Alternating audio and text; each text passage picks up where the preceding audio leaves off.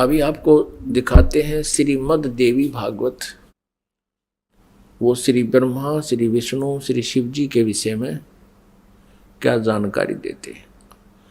आप जी ने ये देखिएगा, श्रीमद् देवी भागवत सचित्र मोटा टाइप, केवल हिंदी, गीता प्रेस गोरखपुर से प्रकाशित है। इसके कौन है संपादक? हनुमान प्रसाद पोदार, चिमनलाल गोस्वामी। प्रकाशक एवं मुद्रक हैं गीता प्रेस गोरखपुर, गोविंद भवन कार्यालय, कोलकाता का संस्थान। तीसरे स्कंद में 123 पृष्ठ पे है। तीसरा स्कंद। भगवान विष्णु जी अपनी माता दुर्गा की स्तुति कर रहे हैं। क्या कह रहे हैं? तुम शुद्ध स्वरूपा हो, यह सारा संसार तुम ही से उद्भासित हो रहा है। मैं, ब्रह्मा और शंकर, विष्णु जी करें, हम सभी तुम्हारी कृपा से विद्यमान हैं। हमारा आविर्भाव माने जन्म, तिरोभाव माने मृत्यु। हमारा आविर्भाव और तिरोभाव हुआ करता है। केवल तुम ही नित्य हो, जगत जननी हो, प्रकृति और सनातनी देवी हो। ये प्रकृति शब्द याद रखना। दुर्गा को प्रकृति भी कहते हैं। आपके गीता जी में काम आओगा 14वें अध्याय के 3, 4, 5 श्लोकों में, क्योंकि ये कोड वर्ड है गीता जी। प्रकृति दुर्गा जी को कहते हैं। इससे स्पष्ट हो गया कि ब्रह्मा विष्णु महेश का जन्म और मृत्यु होता है। भगवान शंकर बोले, देवी यदि महाभाग विष्णु तुम ही से प्रकट हुए हैं तो उनके बाद उत्पन्न होने वाले ब्रह्मा भी तुम्हारे बालक हुए। फिर मैं तमोगुणी लीला करने वाला शंकर क्या तुम्हारी संतान नहीं हुआ? अर्थात मुझे भी उत्पन्न करने वाली तुम ही हो। शिवे, संपूर्ण संसार की सृष्टि करने में तुम बड़ी चतुर हो। इस संसार की सृष्टि, स्थिति और संहार में तुम्हारे गुण सदा समर्थ हैं। उन्हीं तीनों गुणों से उत्पन्न हम, रजगुण ब्रह्मा जी, सतगुण विष्णु, तमगुण शंकर, उन्हीं तीनों गुणों से उत्पन्न हम ब्रह्मा, विष्णु एवं शंकर नियमानुसार कार्य में तत्पर रहते हैं। पुण्यात्मा, इस पवित्र देवी पुराण ने इन चंद पंक्तियों में स्पष्ट कर दिया कि श्री ब्रह्मा विष्णु महेश ये नासवान है, इनकी जन्म और मृत्यु होती है। दुर्गा इनकी माता है और रजगुण ब्रह्मा जी, सतगुण विष्णु, तमगुण शिव जी है। और चौथा ये कंसेप्ट क्लियर हो गया कि ये केवल नियमित कार्य ही कर सकते हैं। जिसका जैसा नियमित है, जिसका किस्मत में जो कुछ भी लिखा है उसमें ये परिवर्तन नहीं कर सकते, उनको जैसा ही दे सकते हैं। जैसा कर्म है वैसा ही उनको फल देते हैं। ऐसा इनका नियम है और ये हमारे सदग्रंथों में लिखा हुआ है। अब आप जी को डिटेल से दिखाते हैं। इसी श्रीमद् देवी भागवत को ही पुनः दिखाते हैं पूरी डिटेल से। ये देखिएगा, ये वही श्रीमद् देवी भागवत है, गीता प्रेस गोरखपुर से प्रकाशित है। ये है श्रीमद् देवी भागवत, तीसरा स्कंद यहां प्रारंभ होता है। पृष्ठ 113 है, पृष्ठ 113 है।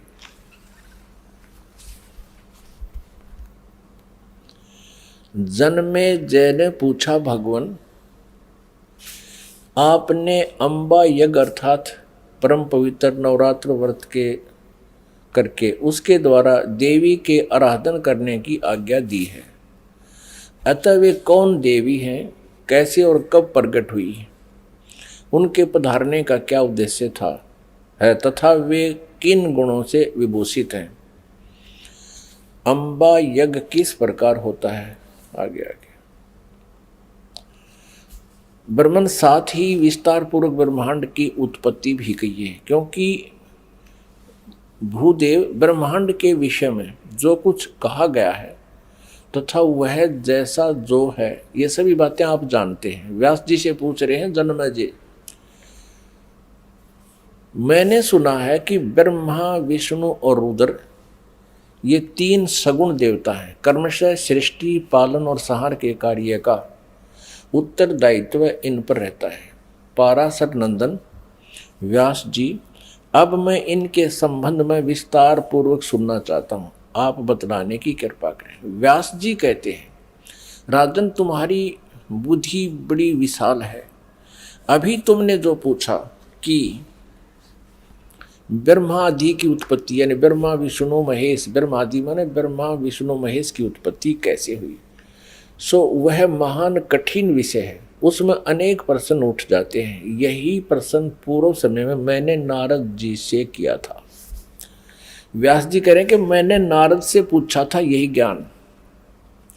मैंने कहा, मुने आप बुद्धिमान हैं, मुझे यह बताने की कृपा कीजिए कि इस विस्तृत ब्रह्मांड के प्रधान कर्ता कौन है। मुनिवर, यह ब्रह्मांड कहाँ से उत्पन्न हो गया। दिविजवर, साथ ही यह भी बताइए कि यह ब्रह्मांड विनाशशील है अथवा सदा रहने वाला है। इसकी रचना ये 114 पृष्ठ पे, तीसरा स्कंध। करने वाला कोई एक है अथवा बहुत से इसके रचयिता है। कर्ता के अभाव में कार्य का होना असंभव है। यह प्रश्न मेरे मन में उठा करता है। कुछ लोग भगवान शंकर को परम कारण मानकर जगत का रचयिता बतलाते हैं। वे कहते हैं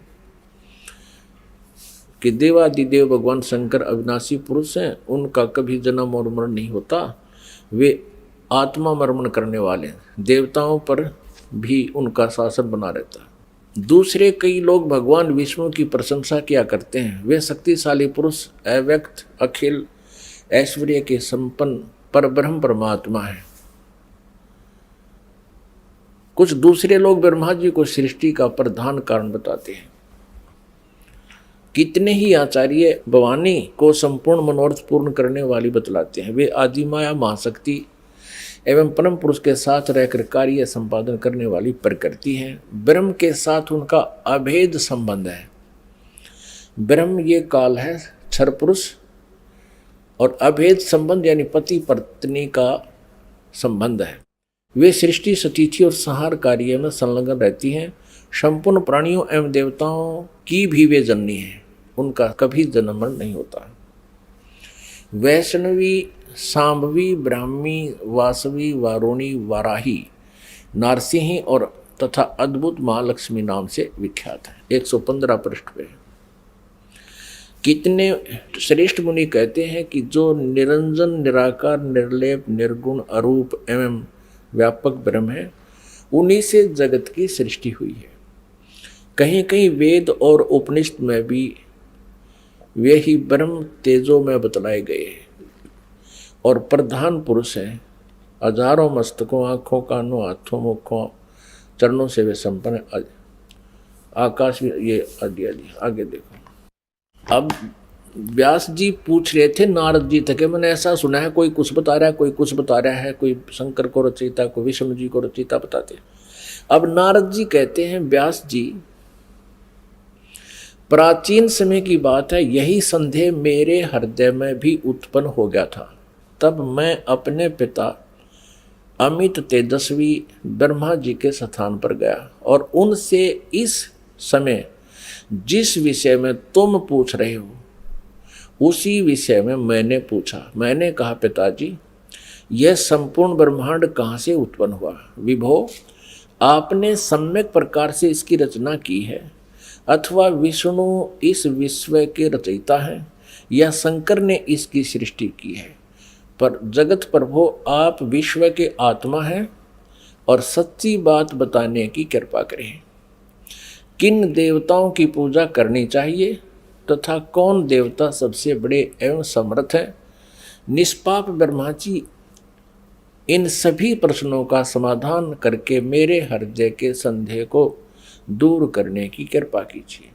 सत्यवती नंदन व्यास जी, इस प्रकार मेरे प्रसन्न करने पर लोक पितामह ब्रह्मा जी मुझसे कहने लगे, ब्रह्मा जी ने कहा, बेटा मैं इस प्रश्न का क्या उत्तर दूं?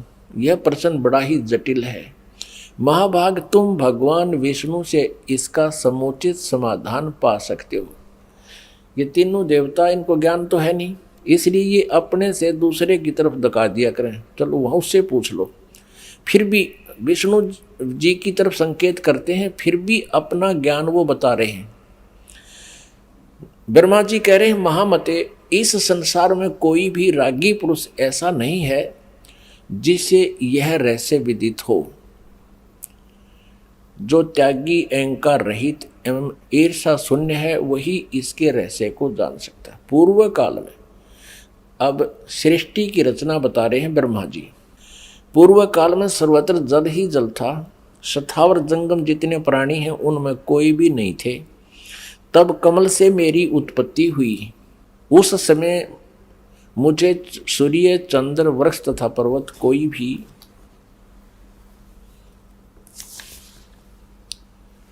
116 पृष्ठ में, तीसरा स्कंध देवी भागवत का, दिखाई नहीं पड़े। मैं कमल की कणिका पर बैठकर विचार करने लगा, इस अगाध जल में मैं कैसे उत्पन्न हो गया, कौन मेरा रक्षक है, तथा इस प्रलय काल में सृष्टि एवं संहार करने वाले कौन विशिष्ट पुरुष हैं।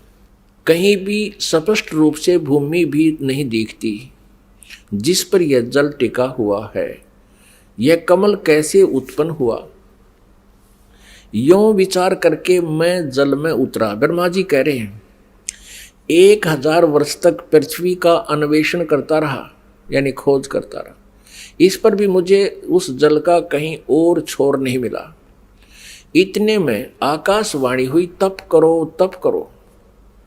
तब मैंने तपस्या आरंभ कर दी। कमल पर बैठे ही 1000 वर्ष तक मैं तप करता रहा। फिर उसी समय सृष्टि करो, ऐसी आकाशवाणी सुनाई पड़ी। उसे सुनकर मैं बड़े आश्चर्य में पड़ गया। सोचा कि किसकी सृष्टि करूं अथवा मेरा क्या कर्तव्य है। उसी समय मधु और कैटब नाम के 2 भयंकर दानव राक्षस सामने आ गए। वे उस महावर्ण में मुझसे युद्ध करने की इच्छा प्रकट करने लगे। मैं उनसे भयभीत हो उठा। तब कमल का डंठल पकड़कर जल में उतरा। वहां मुझे एक परम अद्भुत पुरुष के दर्शन मिले। उनका श्री विग्रह माने शरीर मेघ के समान श्याम था, बादलों की तरह, काले बादलों की तरह।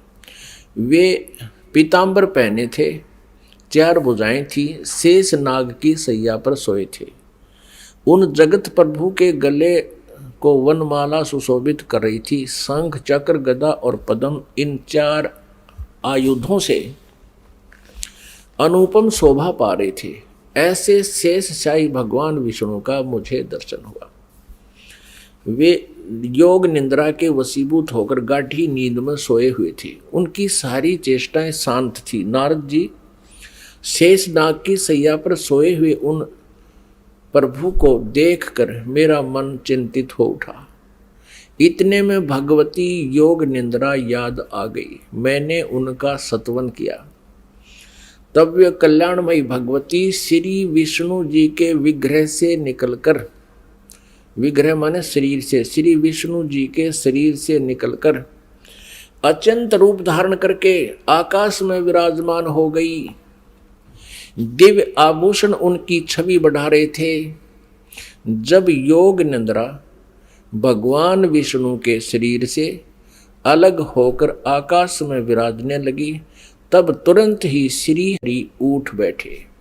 अपने आत्माओं, जैसा आज आपको सृष्टि रचना में पहले बताया था, वर्बली दास ने बताया था, जो परमात्मा ने हमें बता रखा था, कबीर साहब ने ये कहा था कि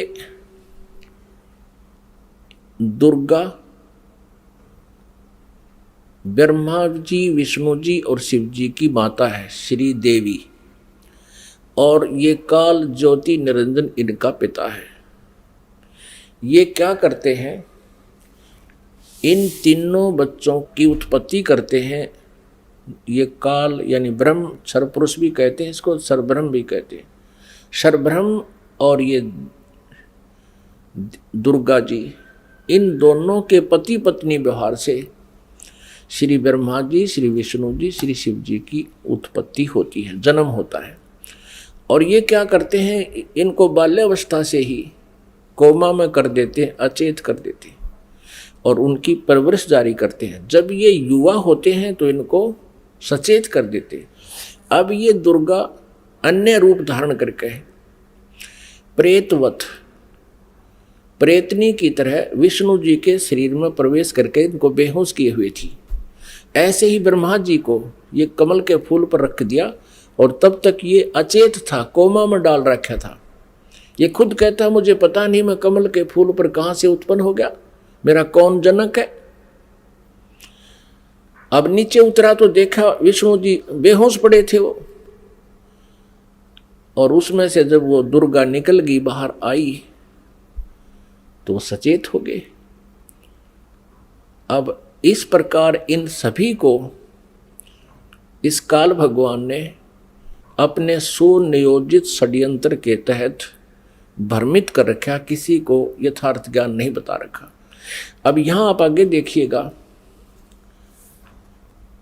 अब क्या होता है कि तीसरे स्थान पर भगवान शंकर को भी बेहोश कर रखा था, फिर उसको सचेत कर दिया, फिर तीनों को इकट्ठा कर दिया प्रेरणा करके, तीनों इकट्ठे हो गए। अब देखना श्रीमद् संक्षिप्त देवी भागवत और तीसरा स्कंद, और हम यहाँ पढ़ रहे थे। तब वे कल्याणमयी भगवती श्री विष्णु के विग्रह से निकलकर अत्यंत रूप धारण करके आकाश में विराजमान हो गई। दिव्य आभूषण उनकी छवि बढ़ा रहे थे। जब योग निंद्रा भगवान विष्णु के शरीर से अलग होकर आकाश में विराजने लगी, तब तुरंत ही श्री हरि उठ बैठे। उन्होंने मधु और कैटब के साथ 5000 वर्ष तक बड़ी घमासान लड़ाई की। तब वे दैत्य मरे। पहले देवी के कटाक्ष से मधुर और कैटब मोहित हो गए थे। उसके बाद भगवान विष्णु ने गोद में लिटाकर उन्हें वहीं प्राणों से रहित कर दिया। अब वहां मैं और भगवान विष्णु दो थे, वहीं रुद्र भी प्रकट हो गए। हम तीनों को भगवती आद्याशक्ति के दर्शन हुए, दुर्गा के। उन्हें देखकर मनमुग्ध हो गया। हमने उनकी उत्तम स्तुति की। तब वे आदि शक्ति हम लोगों से कहने लगी। देवी ने कहा, ब्रह्मा, विष्णु और महेश्वर, तुम भली भांति सावधान होकर अपने अपने कार्य में संलग्न हो जाओ। सृष्टि, स्थिति और संहार ये तुम्हारे कार्य हैं। ब्रह्मा जी कहते हैं, भगवती आद्याशक्ति की, हम 117 पृष्ठ पर पढ़ रहे हैं, तीसरा स्कंद। वह वाणी बड़ी मधुर थी, सुंदर एवं सुखप्रद थी। हमने वह स्पष्ट सुनी। हम लोगों ने उनसे कहा, माता, हम किस प्रकार इन प्रजाओं के सर्जन आदि कार्य करने में सफल हों? विस्तृत भूमि का अभाव है, सभी स्थान जलमग्न है। हमारी बात सुनकर उन कल्याण स्वरूपिणी भगवती का मुखमंडल मुस्कान से भर गया। इतने में एक सुंदर विमान आकाश से उतरा। तब उन देवी ने हमें आज्ञा दी, देवताओं, निर्भीक होकर इच्छा पूर्वक इस विमान में प्रवेश कर जाओ। ब्रह्मा, विष्णु और रुद्र, आज मैं तुम्हें एक अद्भुत दृश्य दिखलाती हूँ। हमने भगवती की बात सुनकर उसे सिरोधार्य कर लिया। उस रत्न जटित विमान पर चढ़कर हम लोग आराम से बैठ गए। हम तीनों देवताओं को उस पर बैठे देखकर देवी ने अपने सामर्थ्य से विमान को आकाश में उड़ा दिया।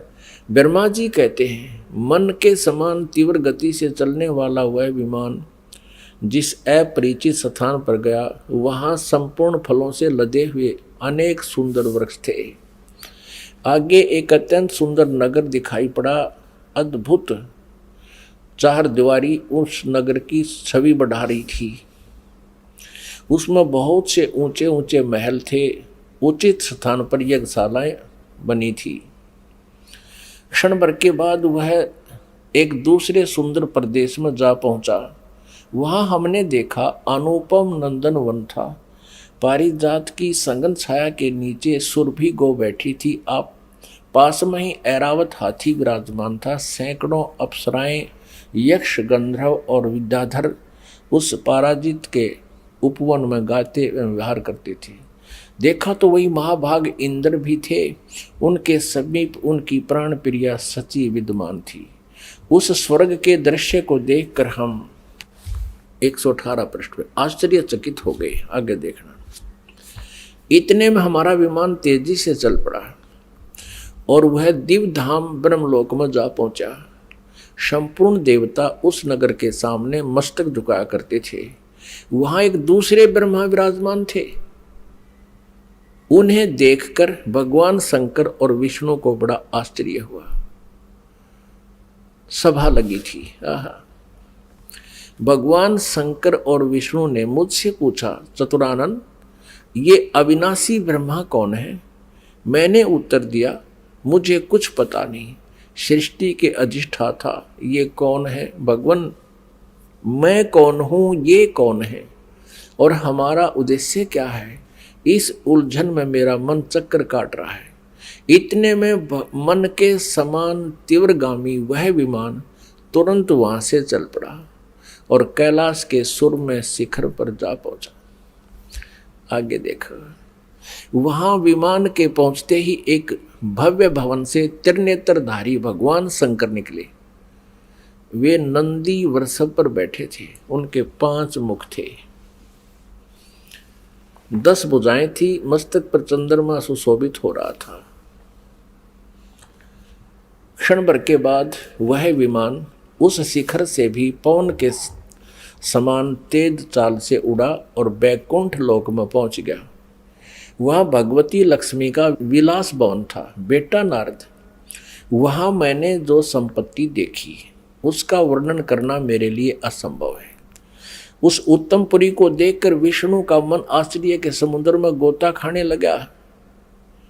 एक विष्णु तो विमान में बैठा है, एक ब्रह्मा बैठा है, एक शंकर बैठा है, और एक एक ओर देखे तो वहां कमल लोचन श्री हरि विराजमान थे। अलसी के फूल के समान उनके श्री विग्रह की कांति थी।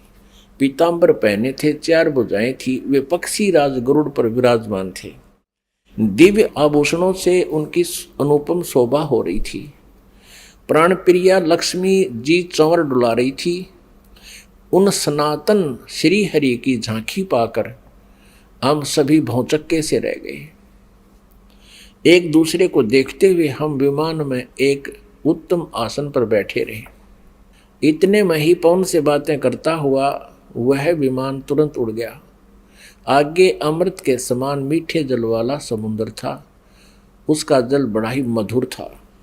पुण्यात्माओं, परमेश्वर कबीर देव जी ने अपने द्वारा रची हुई सृष्टि की रचना का जो ज्ञान दिया है उसमें बहुत ही विस्तार से बताया है।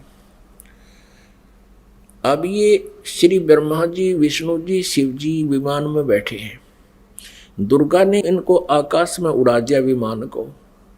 ये जहां पहुंचे वहां ब्रह्मा जी विराजमान थे और एक ब्रह्मा जी बैठा विमान में और एक सामने बैठा वहां उस ब्रह्मा के लोक में।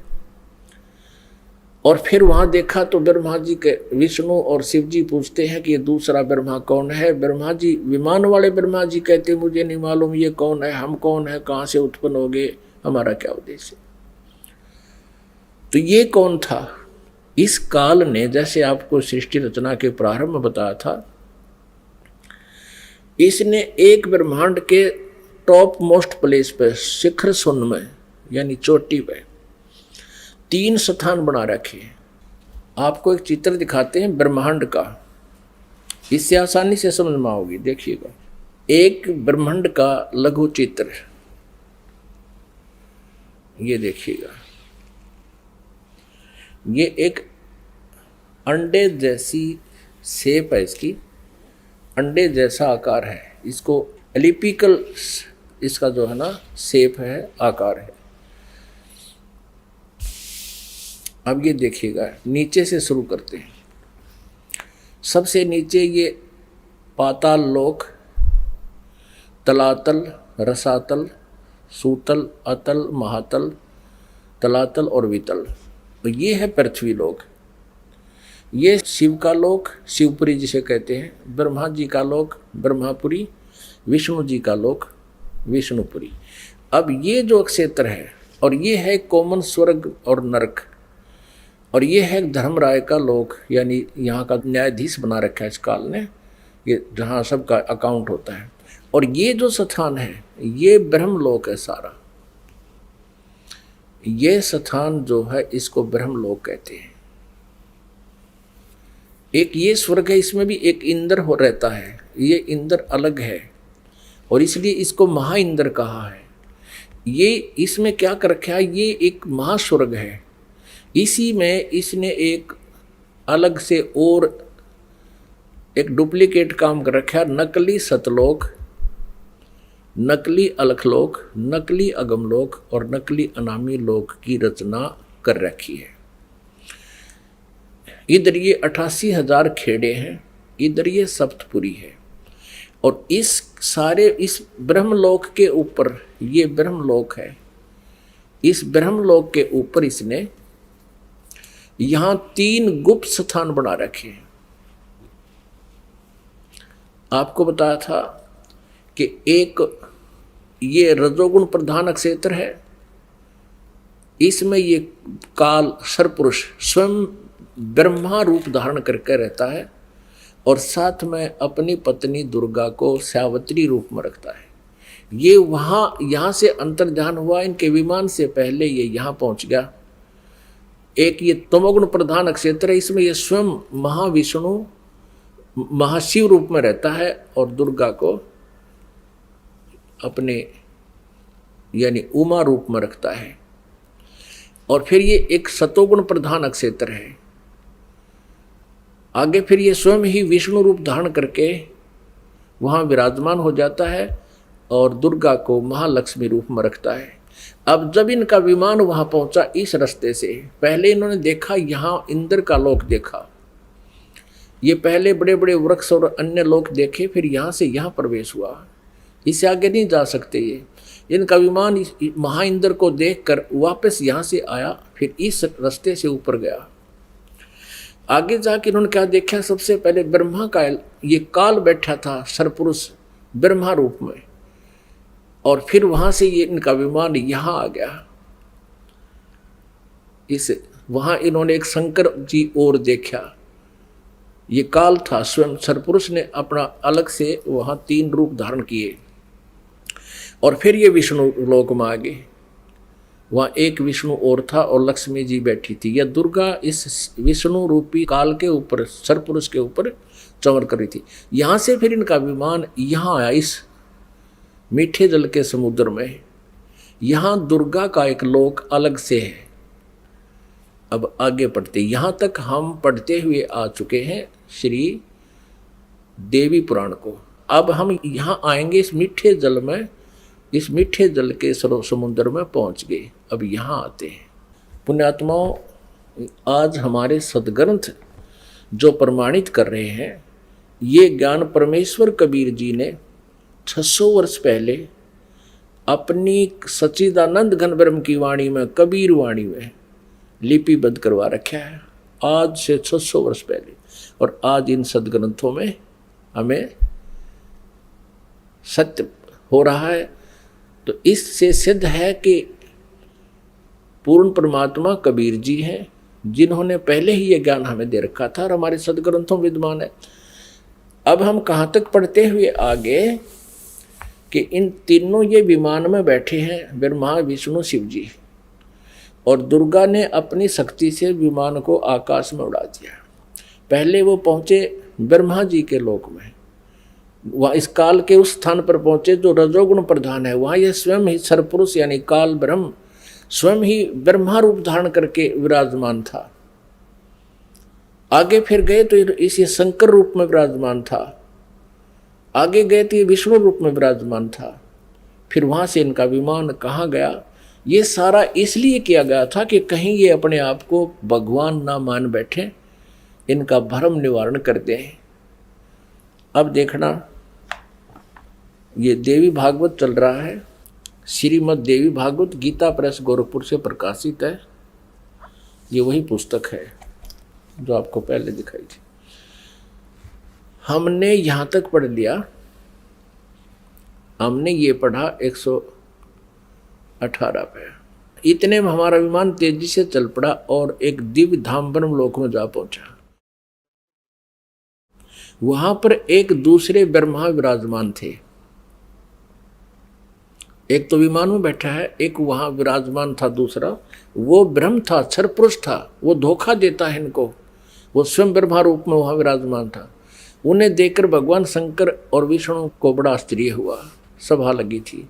भगवान शंकर और विष्णु ने मुझसे पूछा, चतुरानन, ये अविनाशी ब्रह्मा कौन है? मैंने उत्तर दिया, मुझे कुछ पता नहीं। सृष्टि के अधिष्ठाता ये कौन है? भगवान मैं कौन हूँ? ये कौन है? और हमारा क्या उद्देश्य है?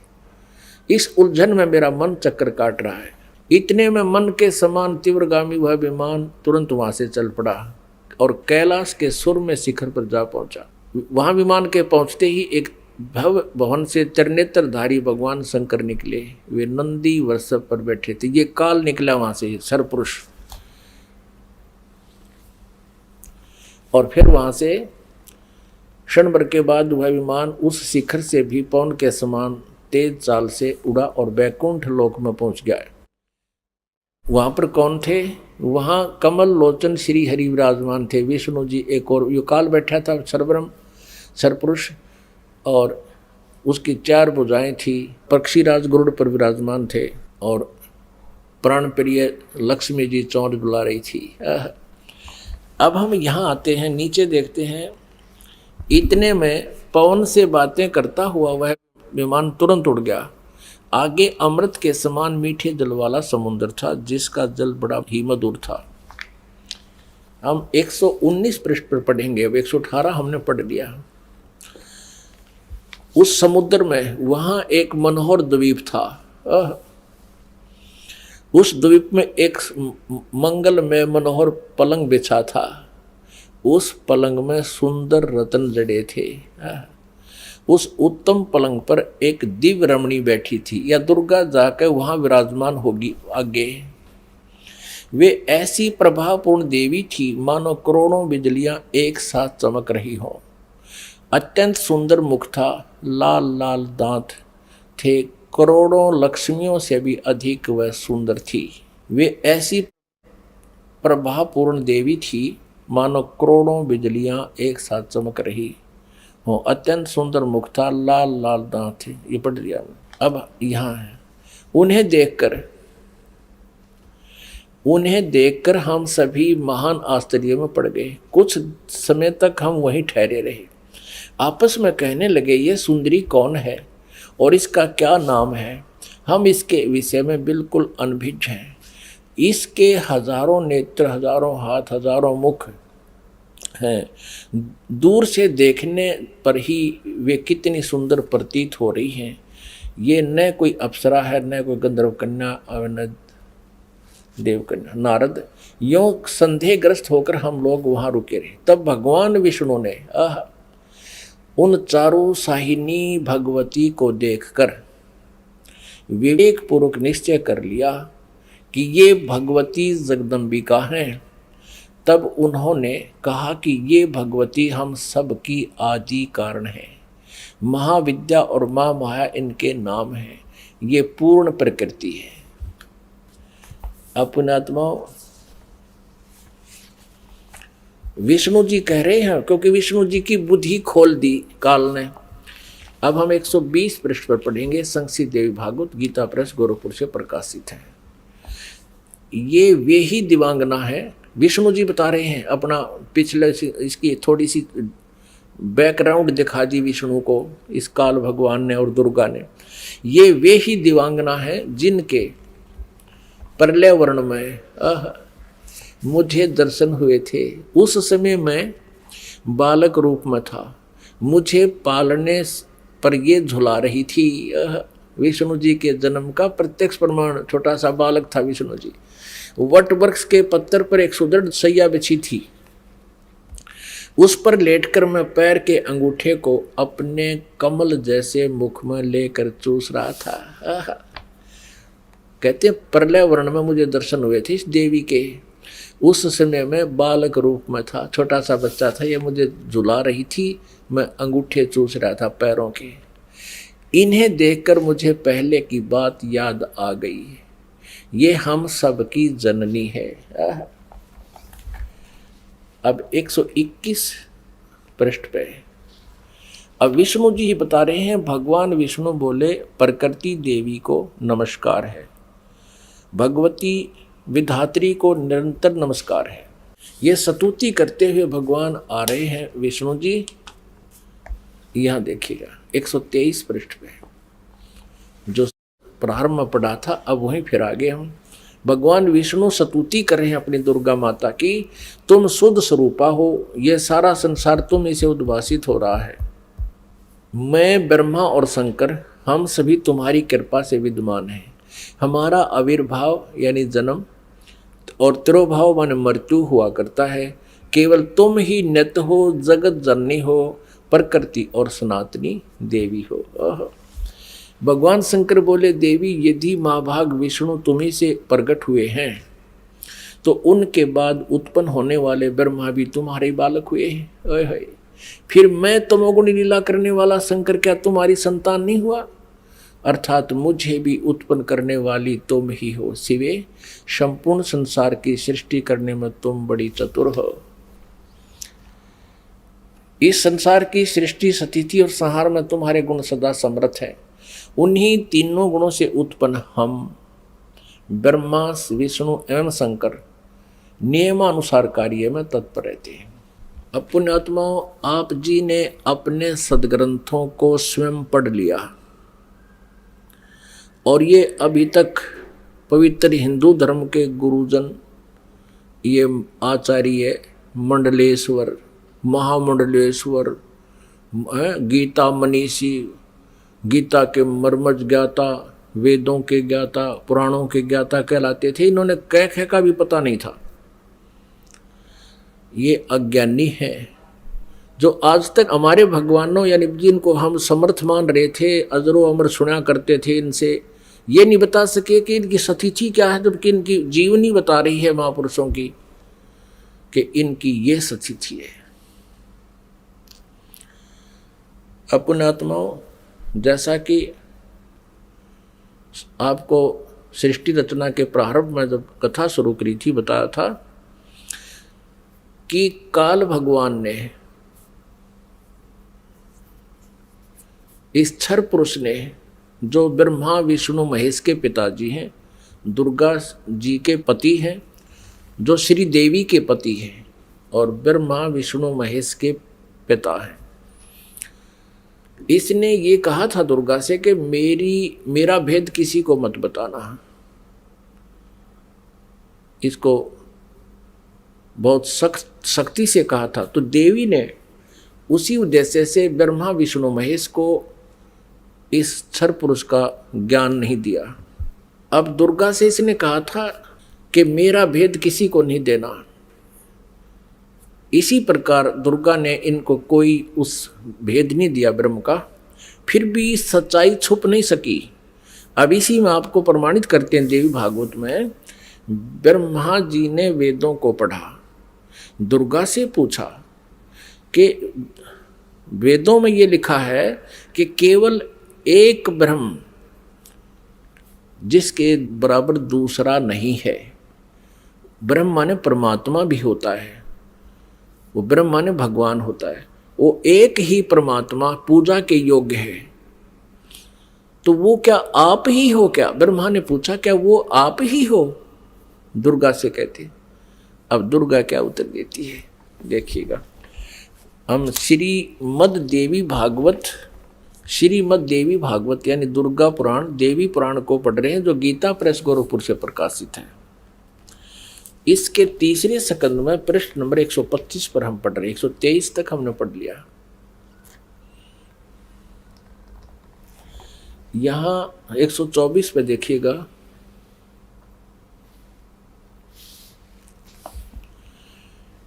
ब्रह्मा जी कहते हैं अद्भुत तेजस्वी भगवान शंकर के यूं स्तुति करने पर भगवती जगदम्बिका ने अपने बात बताई। अब यहाँ ब्रह्मा जी पूछ रहे हैं, ब्रह्मा जी का प्रकरण चल रहा है, ये 125 पृष्ठ पे हम पढ़ रहे हैं तीसरे स्कंद में। इस मूर्त और अमूर्त जगत का आधार तुमसे पूर्व कोई भी दूसरा पुरुष नहीं था, कोई तीसरा भी नहीं है। एकम एवं द्वितीयम ब्रह्म, इस वेद के वचन को व्यर्थ कहना तो बनता नहीं।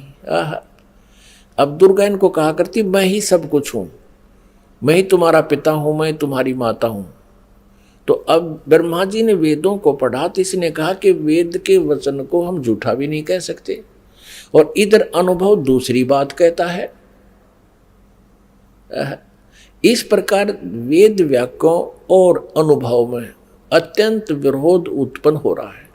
वेद कहते हैं एकम एव अद्वितीयम ब्रह्म है, तो क्या वह है आत्म स्वरूपा तुम ही हो अथवा वह कोई और पुरुष है? मेरे इस संदेह को दूर करने की कृपा करो। किसी महान पुण्य के प्रभाव से ही मुझे तुम्हारे चरणों की सेवा सुलभ हुई है। तुम स्त्री हो अथवा पुरुष, यह रहस्य भी मुझे विषाद रूप से कृपा करके बतलाओ। अध्याय 4-5 यहाँ पूरा होगा, तीसरे स्कंद का अब छठा अध्याय शुरू होता है। ब्रह्मा जी कहते हैं इस प्रकार मैंने जब भगवती जगदम्बिका से विनय पूर्वक पूछा, तब वे मधुर वाणी में मुझसे कहने लगी।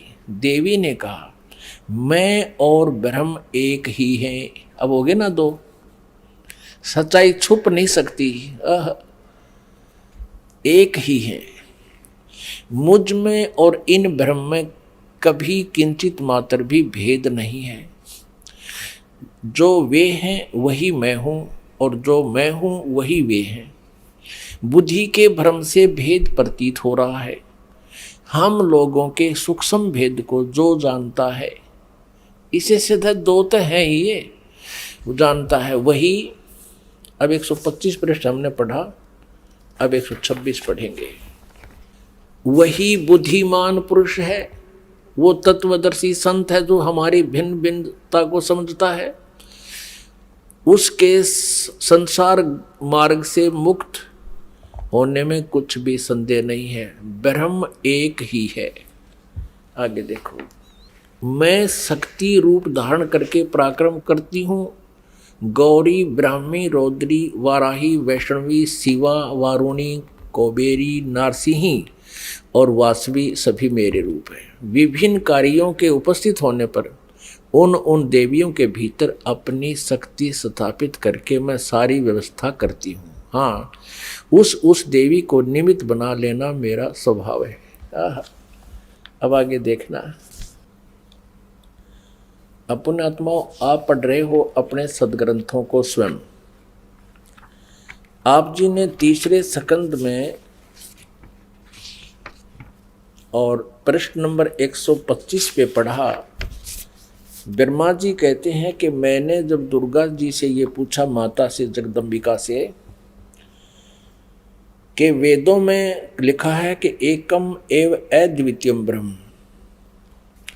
अद्वितीयम जिसके बराबर दूसरा कोई नहीं हो, वो ब्रह्म ही सब कुछ है। उधर से उपनिषद और आप जो कह रहे हो कि मैं ही सब कुछ हूँ, मैं ही सृष्टि रचना करने वाली हूँ, मेरे अतिरिक्त कोई नहीं है, तो इन वेद के वाक्य को झूठा भी नहीं कहा जा सकता।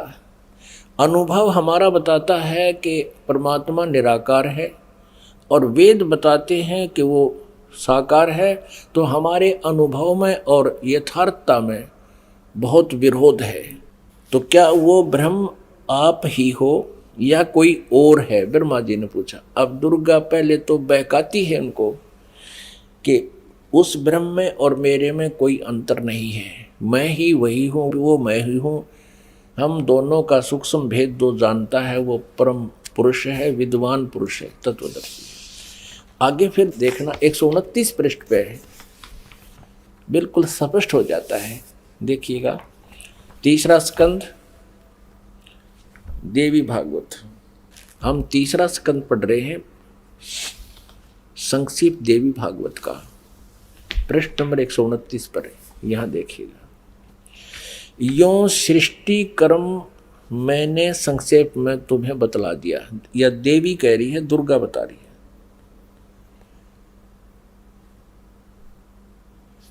यहां देवी का प्रवचन चल रहा है, देवी ने कहा, ये देवी बता रही है। यो 129 पृष्ठ पे, यो सृष्टि कर्म मैंने संक्षेप में तुम्हें बतला दिया। महानुभाव देवताओं ब्रह्मा विष्णु और शिव को दुर्गा कह रही है, अब मेरा कार्य सिद्ध करने के लिए विमान पर बैठकर तुम लोग शीघ्र पधारो जाओ। कोई कठिन कार्य उपस्थित होने पर जब तुम मुझे स्मरण करोगे तब मैं सामने आ जाऊंगी। देवताओं, मेरा और सनातन परमात्मा का ध्यान तुम्हें सदा करते रहना चाहिए। अब यहां ये दो हो गए, तब तो कह रही थी मैं ही सब कुछ हूं, और अब ये कह रही है दो, मेरा और ये दुर्गा ब्रह्म को ही सनातन परमात्मा बता रही है। हम दोनों का आगे दो, हम दोनों का स्मरण करते रहोगे तो तुम्हारे कार्य सिद्ध होने में किंचित मात्र भी संदेह नहीं रहेगा। ब्रह्मा जी कहते हैं, इस प्रकार कहकर भगवती जगदम्बिका ने हमें विदा कर दिया। उन्होंने शुद्ध चरित्र वाली शक्तियों में से भगवान विष्णु के लिए लक्ष्मी को, शंकर के लिए महाकाली को और मेरे लिए महासरस्वती को पत्नी बनने की आज्ञा दे दी। अब उस स्थान से हम चल पड़े और दूसरे स्थानों पर हम तीनों की पुरुष रूप से प्रतिष्ठा हुई। आप जी को इस दास ने परमेश्वर कबीर जी द्वारा रची हुई सृष्टि और ये सारे ब्रह्मांडों की रचना कब कब कैसे हुई वो सारी बताई थी। इस दास ने आपको मौखिक सुनाया था, वर्बली सुनाई थी, और आज इन सदग्रंथों ने, हमारे शास्त्रों ने प्रमाणित कर दिया कि जो 600 वर्ष पहले परमेश्वर कबीर जी ने हमें ज्ञान दिया था वो आज हमारे सदग्रंथों में विद्यमान है। और ये नकली गुरु आचार्य झूठे वेद ज्ञानहीन, शास्त्रों के ज्ञान से हीन हैं, और ये कहते हैं ब्रह्मा विष्णु महेश अजर अमर हैं, इनके कोई माता पिता नहीं, ये सर्वेश्वर हैं, महेश्वर हैं। अब ये तो कंसेप्ट क्लियर हो गया दुर्गा का कि दुर्गा इनकी माता है, फाइनल हो गया। और तीनों का विवाह कर दिया दुर्गा ने, अपने ही 3 रूप बना करके। ये खुद कहती है कि मैं एक से अनेक हो जाती है ये देवी, और 3 रूप धारण करके इसने तीनों पुत्रों का विवाह कर दिया।